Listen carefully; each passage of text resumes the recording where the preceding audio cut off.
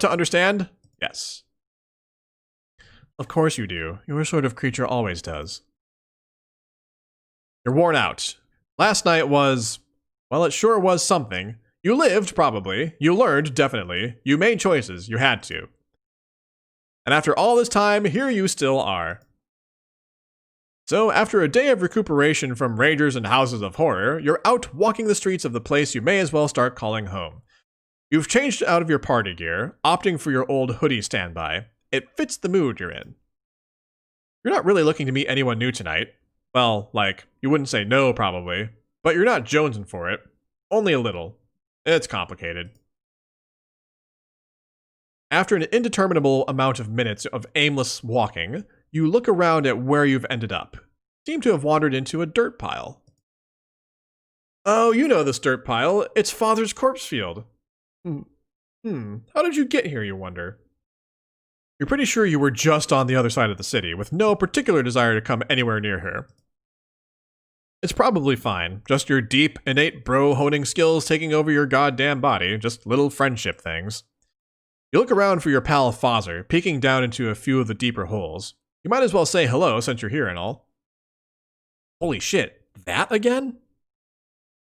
Curiosity killed the cat, but you've definitely got more than 9 lives, so you shrug and slide, not gracefully, down into the shiny hole.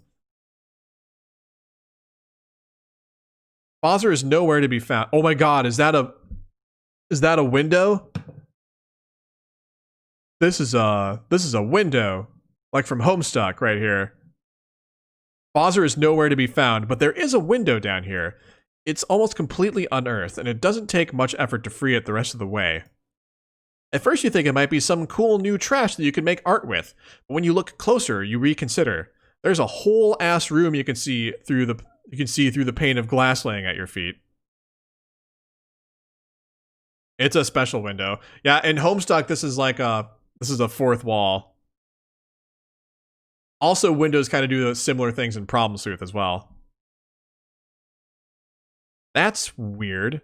Weirdness isn't typically a deterrent for you, but usually there's at least some causational coherence.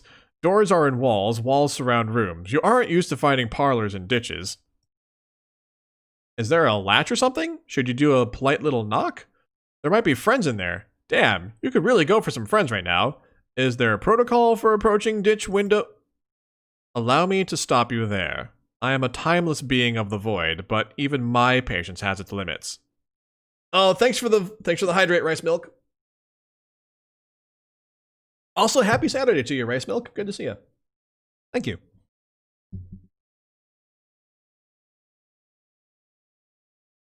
Fun is fun, but this frivolous navel-gazing is no longer necessary.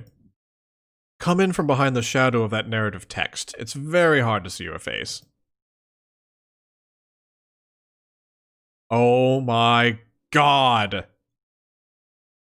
You aren't sure where you are, and it's surprisingly a little nerve-wracking. You look over your shoulder at the window you guess you just fucking came on through. The Alternian sky is framed by the edge of your dirt hole, and the knot in your stomach loosens a bit. Hopefully that means this is a two-way portal. It's Doc Scratch! Fucking Doc Scratch. You turn to look at your surroundings, and oh, there's someone here. The guy you just heard, you assume. He doesn't look like any of the other aliens you've met. Oh, I'm not an alien. Or, no more than any of us are alien to each other. In fact, nothing is alien to me. The root concept behind that term is alienation, being forced from that which is natural. Yo, how's it going, Pixel Void? Happy Saturday. Just joined. How am I doing? I'm confused right now because we're at the end of Hiveswap Friendsim and Doc Scratch just showed up for some reason, but other than that, I'm good. How you doing, Pixel Void? Happy Saturday to you. Welcome in.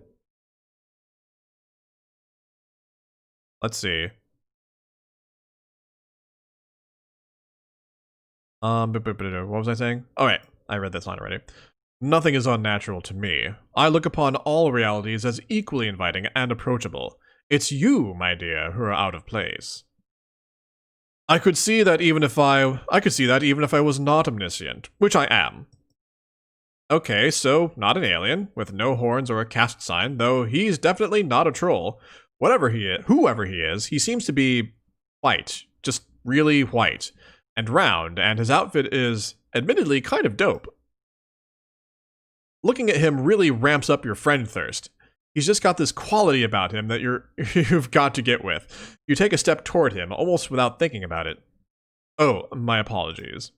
That compulsion has become extraneous. Let me take care of it for you. He snaps his fingers and your knees buckle. The force of the universe presses down on you like a G-force. You blink, and somehow he's there immediately, arms outstretched to catch you as you fall. He steers you to a chaise lounge as you drape yourself weakly onto it.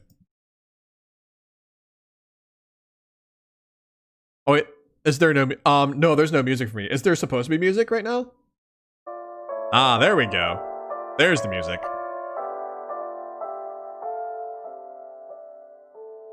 Alright, so let's catch back up.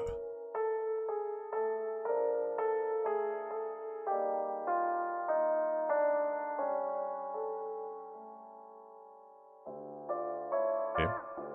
Please, have a seat. The emotional transition might be a tad uncomfortable, but I know you've handled worse.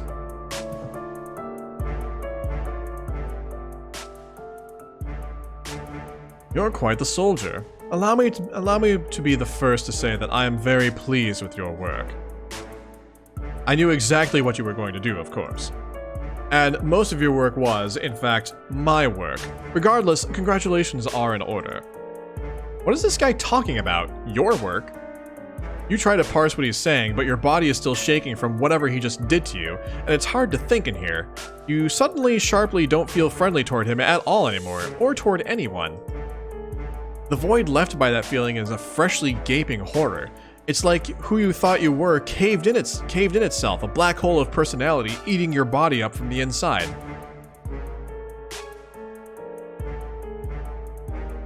You try to pull your shit together. He seems like he means business. This is no time to lose it, no matter if your sense of self is shattering. When you truly reflect on yourself, you surely can't with any honesty claim to believe any of this was by your own making. Crash landing on a hostile alien world, surviving the impact, dragging around a half-broken body and somehow not immediately being eaten by local fauna. Did you learn an alien language just by thinking about it very, very hard? Right, Malik said something about that you were speaking perfect Alternian. And it was kind of weird, but you kind of just accepted it, for no good reason. That's your whole deal. Your friends all accepted your quirks, that's what friends do. You say it to convince yourself as much as to prove it to him. So many trolls, so many fascinating aliens, and all of them wanted to know you. Did you really think you managed that on your own laurels? Were they all drawn to an indefinable something, je ne sais quoi? Well, yeah, you had this whole emotional arc. You got self-confidence, you grew as a person and helped others to grow. The white text guy doesn't make expressions, but you get the feeling he's looking at you pityingly. I find you sweet. Honestly, I do. I don't intend to cause emotional injury. I'm just telling you the truth. I never lie, you'll find. It isn't like you don't have admirable qualities of your own, of course. You have made quite the valuable vessel for me, and I appreciate that very much. I could not have done it without you. I am only joking. I absolutely could have done it without you. It is just infinitely more fun to do these things together, is it not? What things? What did he do? What did you do? You hope you didn't do something that would fuck over all your friends. Though, when you try to think about them now, the bonds you felt before come up all twisted. Without the artificial friendship drive he'd given you pushing you forward, you're not even sure what those memories are supposed to feel like. You close your eyes and breathe. You try to remember the way Polypa touched your face after you touched hers, her claws trailing down your cheek. How Tysius slept, trusting as you kept watch. How Tagora gave you a chance when he saw something in you didn't even see in yourself. How, not that long ago, you got the chitter handle of an extremely friendly Jade Blood boy. Extremely. Those moments are like the memory of warmth to you now. Blurry, cold, and out of reach. Was all of that nothing? Your heart is a chasm. Don't worry so much about it. I simply needed some dots connected, some pieces in place for my next move. Choose whichever metaphor suits you. Whichever way you frame it, because of you, everyone will soon be in their right place. Shit, what have you done? Your head starts to spin and you think you might cry, so you pull your hood up over your head to block out the harsh green of the room. You try to imagine it still smells a little like Malik. It doesn't. It doesn't smell like anything really, but you remember what it smelled like at first and you hold on to that. It was real, you tell yourself. Your friends were real, and what you felt for them and with them was real too. You're so afraid for them, and as guilty as you feel for craving it, the fear just makes you need those feelings you felt more than ever before. You're clawing desperately for the euphoria of caring, of being cared for. Who cares if your hand was forced? You felt it, and it still matters. You remember how you felt watching Chixie perform, bathed in light and righteous anger, and also how you drunkenly commiserated with her later when... No, that's not right. That didn't happen. Except, you still remember how hungover you were the next day. That's right. Those things described in this paragraph right here, like, are two separate tracks that happened in that episode. Just when you started making sense of things, the whole fucking world shifts under your feet again. You just can't keep up with all this moving real estate in your brain. Yes. All of the resets. Annoying, but necessary. You are just indescribably bad at keeping yourself alive and in one piece, and you weren't quite as adept at befriending aliens to start out with. My intervention was necessary to keep you on the right path. Time and space mean very little to me, but I had to move quickly, and, again, repeatedly.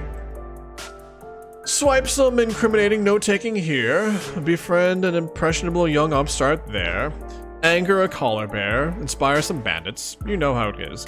You have to throw the temporal spaghetti at the wall to see what sticks. So wait, were we the player Doc Scratch this whole time? Is that what's going on here? I'm sure if you look back, you will be able to see traces of my deft touch. So a few memories may have slipped through the cracks here and there. Timelines tend to collapse in on each other if you aren't careful. Your ability to mentally withstand such an event, and so often, is a testament to my acumen in choosing you for the task. You even almost caught on a few times, which I must say I was not expecting. You almost listened to the silly little girl who likes to dress up in big coats and cause me trouble. Wait, the silly little girl who dresses up in big coats and causes you trouble? Who is that? And, as always, some bystanders end up caught in the crossfire. The one with a shovel, for instance. I doubt his mind will ever be the same. A pity. You sit up straighter and clench your hands into fists. Over the course of his pompous monologuing, you've moved past fear and grief and onto deep, globe-chafing rage. It's meant to be a bit vague, yeah. As is many things related to Homestuck. Balder? Ah, okay. How dare he do this to your mind, to your friends' lives? What was so important that one white orb asshole had to fuck with the destinies of everyone you've grown to care about? There are answers out there, and you deserve them, and so you demand them. Adorable. Yikes. You shift on the chaise lounge so as to better hide your famous legs from this creepy round fucker. Oh, calm down. All of you and your adherence to societal All of you and your adherence to societal expectations and archetypes. Perhaps one day you could just learn to take a compliment. Besides, I was being condescending. So you demand answers. He sighs theatrically. You aren't sure where the noise is coming from. He doesn't have a mouth. How is he even talking? How the fuck does anything work at all? I knew you would, but I find explaining myself incredibly tedious. Suffice it to say, I am a man with many boards and fields of play. And although there are countless ways to move the players around these boards, some are doubtlessly more entertaining than others. You were simply one pawn among many. I won't bore you with the details. Doubtless you are aware of the greater contextual framework of this story. The hell you are? You aren't aware of jack shit. Your head is full of question marks. Oh, of course. How thoughtless of me. See, yet another unfortunate side effect of the limitless conversing with the narratively limited. He taps a thumb and forefinger to his orb. Perhaps it would suit you better to understand gradually. And when I say gradually, please understand that I mean it. You won't be leaving. But yes, I do believe this will clarify some things for you. This way, please. He opens a door and gestures inside. There's a light coming from in there, but it still gives off the vibe of a dark closet door in an unfamiliar bedroom at 3 a.m. You're afraid, yeah, but you want to understand even more. You stand up and take a step, conscious of the movement of the muscles in your legs, with the rosy sheen of your friendship hypnosis, or whatever the fuck he did to you, gone. The sensation of moving your own body feels heightened. Important. Yours. There's probably a version of you that would try to turn him down, or that would fight or run or take a nap on this surprisingly comfortable piece of antique furniture. You even consider rushing back to say goodbye to somebody, anybody at least, but you know there isn't time to click through all that bullshit. Those tributaries flicker in your mental periphery, so tangible you can almost see yourself choosing one, but you pull your focus back to your present and look him right in the orb. You'll just have to trust that they'll remember you, because the you you've become after this journey, after all this friendship and growth and death and time, that you needs to understand. You owe it to your friends, but even more, you owe it to yourself. You found your river, and you're going to see where it leads. So you follow him. Sit here, please. In the interest of expediency, I will leave you to your own devices while I go deal with an expected but entirely unwanted guest. Who's the guest, I wonder? It shouldn't be too hard to parse out the truth on your own. All you need to do is read a brief webcomic. Are we sitting down to read Homestuck? Oh my god. It just opened up the Homestuck window. It just kicked me to Homestuck. Hold on a sec. Let me turn on my window capture. Yeah. It just threw me over to Homestuck. Oh my god. Wow. Are you kidding me? Read a brief webcomic. Brief to scratch, of course, but oh my god. Wow. Wow. Wow. This is gonna be a long stream. Oh my god. Oh, Jesus Christ.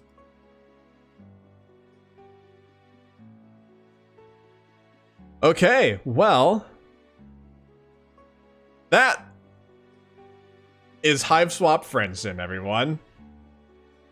We did it! We got to the end. We got to the end. Nothing means anything. Friendship is pointless. Oh my gosh. Yeah, Copper, this is probably especially baffling for you as someone who has not read Homestuck. Oh, goodness. Yep. In order to, like, fully understand what happened there, you have to read all of Homestuck, I guess. So, yeah. Yeah. Oh, man. Oh, goodness. Well, so that was a journey. We made lots of friends with trolls. Saw some things I wish I could unsee. There were a few paths that made me very uncomfortable, and actually, I do not blame anyone who left the stream during those parts, because I'm just like, I don't really like reading this right now. But the thing is, like, I was so far into Hiveswap Friendsim that I felt like, okay, I need to just like plow through this and like do this for completion's sake. But yeah, so there's that. But there were a lot of like really like wholesome parts too. Like there were some trolls I really, really liked, and some paths I really, really liked. So there was like something for everyone, I suppose, in this. But yeah. The end is just kind of like, what the fuck? So, alright. So Friendsim comes before Homestuck and Hiveswap in the timeline. Yeah. It does, doesn't it? I mean, it clearly does because like Doc Scratch is a character there, so it does clearly happen like before at least some of the events in Homestuck. Anticlimax ahoy!